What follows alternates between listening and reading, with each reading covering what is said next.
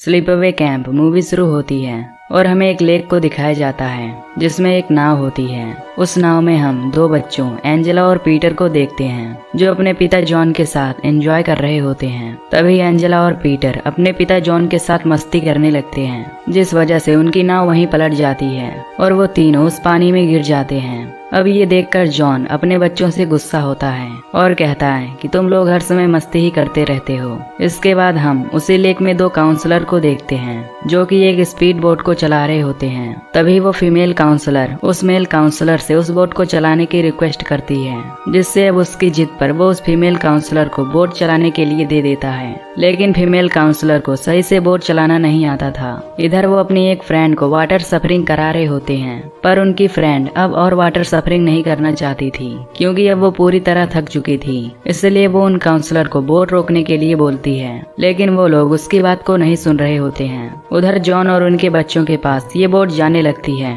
तभी water suffering करने वाली लड़की उन दोनों को अपनी बोट मोड़ने के लिए कहती है क्योंकि आगे जॉन और उसके बच्चे थे। लेकिन इन लोगों को अभी भी उसकी आवाज सुनाई नहीं दे रही थी। तभी फीमेल काउंसलर उस बोट को उन तीनों के ऊपर चढ़ा देती है जिससे जॉन और उसके एक बच्चे पीटर की वही मौके पर ही मौत हो जाती है। लेकिन एंजेला वो बच जाती है। इसके बाद हमें 8 साल बाद का सीन दिखाया जाता है जहां हम रिकी और एंजेला को देखते हैं। यहाँ एंजेला वही लड़की होती है जो 8 साल पहले उस लेक में बच गई थी। जिसके बाद एंजेला की कस्टडी आंटी मार्था को मिली और तभी से मार्था उसे अपने पास अपने बेटे रिकी की तरह पालने लगी। लेकिन एंजेला उस घटना से अब ट्रॉमेटाइज हो गई थी यानी कि उसके बोलने और सुनने की क्षमता कम हो गई थी। इसलिए अब वो बहुत कम बोलती है। फिर हम देखते हैं कि रिकी और एंजेला दोनों एरावैक कैंप पर जा रहे होते हैं जहाँ इनकी तरह बहुत से बच्चे जा रहे थे। फिर ये दोनों स्कूल बस से कैंप पर आ जाते हैं जहाँ वो देखते हैं कि वहाँ पर इनके स्कूल के बहुत से फ्रेंड होते हैं। तभी रिकी को उसका बेस्ट फ्रेंड पॉल मिलता है जिसे देख वो काफी खुश हो जाता है। इसके बाद रिकी अपने फ्रेंड पॉल को अपनी कजन एंजेला से मिलाता है लेकिन एंजेला उससे कुछ भी नहीं बोलती। इस पर रिकी अपने फ्रेंड से कहता है कि एंजेला काफी शाई है यानी वो शर्माती है और फिर वहाँ से चला जाता है। फिर रिकी एंजेला को कैंप हाउस में छोड़ने के लिए जाने लगता है। तभी उसे उसकी पुरानी दोस्त दिखाई देती है जिसका नाम जूडी होता है। लेकिन अब जूडी रिकी को इग्नोर करने लगती है क्योंकि वो अपने से बड़े लड़कों के साथ फ्लर्ट कर रही होती है। फिर रिकी एंजेला को कैंप हाउस पर छोड़ देता है। तभी उसी कैंप में हम दो चेफ को देखते हैं जिनका नाम आर्टी और बैन होता है। लेकिन आर्टी लड़कियों को गंदी नजर से देखता था। इसके बाद हम कैंप के सभी बच्चों को देखते हैं जो अब ब्रेकफास्ट कर रहे होते हैं। लेकिन एंजेला वहाँ पर कुछ भी नहीं खा रही थी। तभी वहाँ पर मैग और रॉनी आ जाते हैं जो कि केयर टेकर होते हैं। फिर मैग रॉनी को एंजेला के बारे में बताती है। तभी रॉनी एंजेला से उसकी पसंद का फूड पूछने लगता है लेकिन अभी भी एंजेला शांत ही बैठी थी, वो उसे कुछ नहीं बताती। अब ये सब देख रॉनी एंजेला को किचन में ले जाने लगता है ताकि एंजेला अपनी पसंद की चीज किचन से लेकर खा सके। फिर रॉनी एंजेला को किचन में ले जाता है। तभी वहाँ पर उसे आर्टी मिलता है। ये देखकर रॉनी एंजेला को आर्टी के बारे में बताता है और फिर रॉनी वहाँ से बाहर चला जाता है। तभी आर्टी एंजेला को किचन के दूसरे रूम में ले जाता है। उधर दूसरी तरफ रिकी एंजेला को ढूंढ रहा होता है। तभी उससे मैग मिलती है। वो उससे बताती है कि एंजेला को रॉनी किचन में ले गया है ताकि वो अपने पसंद का फूड सेलेक्ट कर सके। ये सुनकर रिकी किचन में जाता है जहाँ पर वो देखता है कि चेफ आर्टी उसके साथ कुछ गलत करने वाला होता है। लेकिन रिकी वहाँ पहुंचकर एंजेला को ले जाने लगता है। इस पर आर्टी गुस्सा हो जाता है और रिकी को बाहर कुछ भी न बताने के लिए बोलता है। इस पर रिकी उसकी बातों को मान लेता है और वहाँ से भागता हुआ बाहर चला जाता है। तभी बाहर आने पर मेल आर्टी से पूछता है कि ये बच्चे यहाँ से इतनी तेज क्यों भाग रहे हैं। जिस पर आर्टी कहता है कि मैंने उन सबको डरा दिया था ताकि वो किचन के अंदर न आए। इसके बाद बैन और आर्टी किचन में कुछ बना रहे होते हैं कि तभी बैन वहाँ से चला जाता है क्योंकि बाहर उसे कुछ काम होता है। इधर आर्टी उस टैंक में नमक डालने लगता है लेकिन उस डब्बे में नमक ही नहीं होता। फिर वो नमक का दूसरा डिब्बा लेने के लिए दूसरे रूम में जाता है। तभी किचन में कोई आदमी आता है और वो वहीं पर छिप जाता है पर हम उसका फेस नहीं देख पाते। फिर आर्टी नमक लेकर वापस वहाँ आता है और जैसे ही आर्टी चेयर पर चढ़कर उस टैंक में नमक डालने लगता है तो तभी वो आदमी जो वहीं पर छिपा हुआ था वो उसके चेयर को खींचने लगता है ये देखकर आर्टी उसे मना भी करता है, लेकिन वो नहीं रुकता और उस चेयर को खींच देता है, जिससे उस टैंक में खोल रहा पूरा पानी आर्टी के ऊपर गिर जाता है और तभी वो आदमी वहाँ से भाग जाता है। इसके बाद अब आर्टी का पूरा शरीर जल जाता है और वो काफी चिल्लाने लगता है। तभी वहाँ पर बैन आ जाता है, जो देखता है कि आर्टी अब पूरी तरह से जल चुका है। फिर बैन वहाँ पर डॉक्टर को बुलाता है। इसके बाद वहाँ पर डॉक्टर आता है और उसकी पट्टी करके उसे हॉस्पिटल ले जाने लगते हैं। फिर डॉक्टर मेल और रॉनी को बताता है कि अब आर्टी की आंखें पूरी तरह से खराब हो चुकी हैं और इसके शरीर का अधिकांश भाग अब डेड हो चुका है। इसे सुन मेल इस खबर को बच्चों तक नहीं फैलाना चाहता था, क्योंकि ये बात सुनकर उसकी कैंप का नाम खराब हो सकता था। इसलिए मेल अब बैन को आर्टी की जगह पर रख देता है। ये सुनकर बैन भी काफी खुश हो जाता है, क्योंकि उसे अब सीनियर शेफ बनाया जा रहा है। फिर हम ग्राउंड की तरफ देखते हैं, जहाँ पर रिकी और माइक की टीम क्रिकेट खेल रही होती है और तभी रिकी की टीम जीत जाती है और माइक की टीम हार जाती है। अब कुछ देर बाद शाम हो जाती है और सभी लोग कैंटीन में जाते हैं। यहाँ पर एंजेला बैठी हुई होती है। तभी बिली और कैनी एंजेला के पास आते हैं और उसके साथ फ्लर्ट करने लगते हैं, लेकिन एंजेला उनसे कुछ भी नहीं बोलती और शांत रहती है। अब ये देख वो दोनों उसे बुली करना शुरू कर देते हैं। तभी वहाँ कैंटीन में रिकी और पॉल आते हैं, जो कैनी और बिली पर काफी गुस्सा होते हैं और तभी रिकी और कैनी में झगड़ा हो जाता है, जिसे देख वहाँ पर मौजूद सभी लोग उन दोनों को बचाने लगते हैं। लेकिन तभी वहाँ पर केयर टेकर आ जाते हैं और उन सबको समझाकर झगड़े को शांत करा देते हैं। इधर हम मेल को देखते हैं, जो केयर टेकर मैक्स से मिलता है, क्योंकि उन दोनों में अब कुछ नजदीकियां बढ़ने लगी थी और वो दोनों एक दूसरे को पसंद भी करने लग गए थे। पर ये सब बातें किसी और को नहीं पता थी।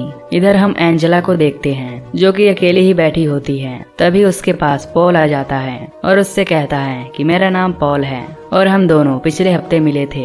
इसके बाद पॉल उससे स्कूल टाइम के बारे में कुछ बातें बताने लगता है। तभी एंजेला हल्की सी मुस्कुराने लगती है, पर वहीं दूर बैठी जूडी को ये सब देखकर काफी जलन हो रही थी, क्योंकि उसे लग रहा था कि पॉल ने उसे छोड़कर एंजेला को क्यों पसंद किया। तभी पॉल एंजेला को गुड नाइट कहता है और वहाँ से जाने लगता है, लेकिन तभी एंजेला भी उसे गुड नाइट बोलती है, जिसे सुनकर वो खुश हो जाता है। फिर हम देखते हैं कि अब रात हो चुकी होती है। तभी वहाँ पर मौजूद लेक में सभी बॉयज स्टूडेंट स्नान करने लगते हैं। कुछ देर बाद सब स्नान करके बाहर आ जाते हैं। तभी हम लेस्ली को देखते हैं, जो केनी के साथ लेक में जाती है, जहाँ पर वो दोनों नाव लेकर एंजॉय करने लगते हैं। लेकिन तभी केनी मस्ती करने लगता है और कहता है कि पानी में स्नेक घूम रहे हैं। इसके बाद केनी बोट को हिलाने लगता है, जिससे वो नाव वहीं पलट जाती है, जिससे वो दोनों पानी में गिर जाते हैं। इससे अब लेस्ली कैनी पर गुस्सा होती है और फिर वहाँ से तैरते हुए बाहर निकलती है। इधर सभी लोग कैनी को बुला रहे होते हैं, लेकिन वो वहाँ से बाहर नहीं आता, क्योंकि उसके पास कोई आता है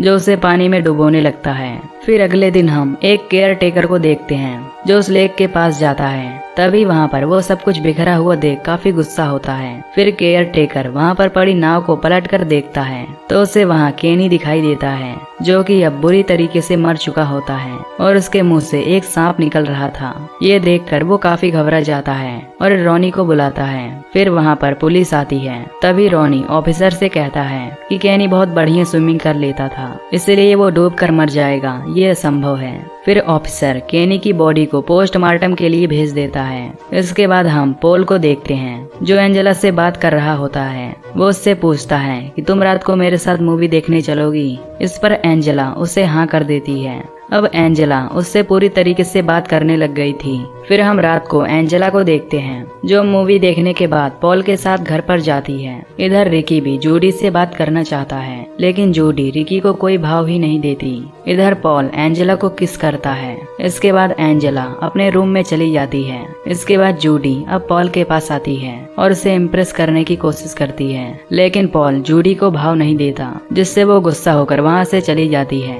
अगले दिन एंजेला रिकी के पास आ रही होती है कि तभी माइक और उसके फ्रेंड एंजेला के ऊपर वाटर बॉल फेंकने लगते हैं। ये सब देख रिकी उन सभी को गाली देने लगता है। तभी पॉल एंजेला के पास आता है। अब मेल माइक और उसके फ्रेंड को एक हफ्ते के लिए कैंप में आने से रोक देता है और साथ में रिकी को भी कैंप में आने से रोक देता है, क्योंकि रिकी ने भी उन सबको गाली दी थी। इन सब के बाद माइक, बिली और उसके सभी दोस्त अपने रूम पर आ जाते हैं, लेकिन माइक के अलावा उसके फ्रेंड वहाँ से खेलने के लिए चले जाते हैं। फिर हम देखते हैं कि माइक फ्रेश होने के लिए वॉशरूम में जाता है, लेकिन तभी कोई वॉशरूम के पीछे वाला कांच तोड़कर मधुमक्खी के छत्ते को फेंक देता है, जिससे माइक बहुत चिल्लाने बुलाने लगता है और हेल्प मांगने लगता है, पर अफसोस वहाँ पर कोई नहीं आता, जिससे माइक वहीं पर मर जाता है। तभी माइक के मौत की खबर सभी को लग जाती है। इधर मेल को लगता है कि यह सब रिकी कर रहा होगा, क्योंकि कोई तो है जो उसके कैंप को बर्बाद करना चाहता है, इसीलिए वो एक के बाद एक जान ले रहा था। फिर हम रात को देखते हैं कि पॉल और एंजेला दोनों लेक के पास जाकर एक दूसरे को किस करने लगते हैं। तभी पॉल एंजेला की शर्ट का बटन ओपन करने लगता है कि तभी एंजेला वहाँ से भाग जाती है, क्योंकि उसे अब कुछ पिछली बातें याद आ जाती हैं, जहाँ एंजेला फ्लैशबैक में देखती है कि उसके पिता जॉन किसी दूसरे आदमी के साथ सो रहे होते हैं। आखिर इस फ्लैशबैक का क्या मतलब है, तो ये हमें मूवी के लास्ट में पता चल जाएगा। फिर हम अगले दिन पॉल को देखते हैं, जो एंजेला से बात करने की कोशिश करता है, लेकिन एंजेला पॉल को इग्नोर कर देती है। तभी जूडी पॉल के पास आती है और वो पॉल के साथ फ्लर्ट करने लगती है, जिससे पॉल फिर से इग्नोर कर देता है। दूसरी तरफ रिकी एंजेला से हेल्प लेने के लिए उसे अपने साथ ले जाने लगता है, लेकिन तभी एंजेला देखती है कि पॉल जूडी को किस कर रहा है। ये देख एंजेला वहाँ से चली जाती है, क्योंकि ये देखकर उसे बहुत बुरा लगता है। फिर पॉल और रिकी भी एंजेला के पीछे जाने लगते हैं और उसे बुलाने लगते हैं, लेकिन वो नहीं रुकती। फिर हम रात में मैग को देखते हैं, जो कि मेल के साथ एक डेट फिक्स करती है। इसके बाद मैग वॉशरूम जाती है, लेकिन वहाँ वॉशरूम खाली नहीं था, जिसके बाद वो दूसरे वॉशरूम में जाती है और वहाँ नहा रही होती है। पर तभी मैग के पीछे कोई चाकू से उसके पूरे शरीर को चीर देता है, जिसके बाद वो वहाँ से भाग जाता है। दूसरी तरफ हम एक और केयर टेकर को देखते हैं, जिसका काम सिर्फ छोटे बच्चों का ध्यान रखना था। फिर वो सभी बच्चों को बाहर लेकर आता है, ताकि वो बच्चे खुले आसमान के नीचे सो सकें। इधर पॉल एंजेला के पास जाता है और उससे बातें करने की कोशिश करता है, लेकिन अब एंजेला उसे इग्नोर कर देती है। फिर पॉल उसे काफी मनाने लगता है, जिस पर एंजेला पॉल को मिडनाइट पर आने को बोलती है। इस पर पॉल मान जाता है। इधर कैंटीन में मेल आता है और मेग के बारे में पूछने लगता है, क्योंकि रात को मेग के साथ उसकी डेट थी, लेकिन वो स्टूडेंट उसे मना कर देते हैं। फिर मेल जूडी के घर जाता है और जूडी से भी मेग के बारे में पूछता है। तभी जूडी मेल से कहती है कि मेग वॉशरूम में नहाने गई थी। फिर मेल उसकी बात सुनकर वॉशरूम की तरफ जाता है। तभी वहाँ पर मेल को मेग की डेड बॉडी मिलती है, जहाँ पर उसकी बैक बॉडी पर किसी ने चाकू से वार किया होता है। ये देख मेल काफी डर जाता है और उसे अब रिकी के ऊपर और भी शक होने लगता है। फिर वो रिकी को जान से मारने के लिए सोचता है, क्योंकि उसे लगता था कि ये सब रिकी ही कर रहा है। इसके बाद मेल वहाँ से रिकी के घर जाता है और उसे पकड़ लेता है। दूसरी तरफ केयर टेकर बाहर आकर देखता है कि जिन बच्चों को उसने बाहर सोने के लिए कहा था, उन सभी को किसी ने बेरहमी से मार डाला है। उधर मेल रिकी को झाड़ियों की तरफ ले जाता है, जहाँ पर मेल रिकी को मार देता है। इधर वो अनजान आदमी जूडी को भी मार देता है। फिर केयर टेकर वहाँ पर आकर सभी को बताता है कि उन छोटे बच्चों को भी किसी ने जान से मार दिया है। तभी वहाँ पर पुलिस ऑफिसर आते हैं, जो सभी को अपने अपने रूम में जाने के लिए बोलता है। इधर फ्रैंक और ऑफिसर को रिकी की डेड बॉडी झाड़ियों में मिलती है, जो कि अभी भी जिंदा था। दूसरी तरफ एंजेला पॉल के पास पहुँच गई थी, जहाँ पर वो पॉल को कपड़े उतारने के लिए बोलती है। तभी वहाँ पर सूजी और रॉनी आ जाते हैं, जहाँ पर वो देखते हैं कि एंजेला और पॉल दोनों नेक्ड थे।